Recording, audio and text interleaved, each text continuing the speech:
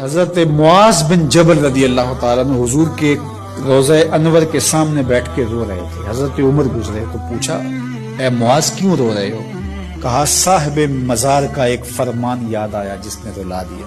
کہا وہ کیا فرمان ہے؟ کہا ایک دن حضور نے کہا تھا ادنا سی ریا بھی شرک ہے، اللہ صرف اس عمل کو قبول کرتا ہے جو محض اس کے لیے کیا جائے.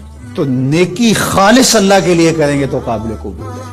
اللہ تعالیٰ غیرت والا ہے، وہ کسی اور کو اپنے ساتھ شریک ہونا پسند نہیں کرتا. یہ سلس دین ہے، انما الاعمال بالنیات. اس حدیث کو علماء نے کہا تیسرا حصہ دین کا اس میں ہے کہ اعمال کا دار و مدار نیتوں پہ ہے. نیت کا خالص ہونا شرط ہے، ورنہ محنت بھی کی، سجدے بھی کیے، خیراتیں بھی کی، سب کچھ کیا، لیکن نامہ اعمال میں زیرو کو کیتی کتری پئی خو محمد تے سکہ بنے اصل تھا.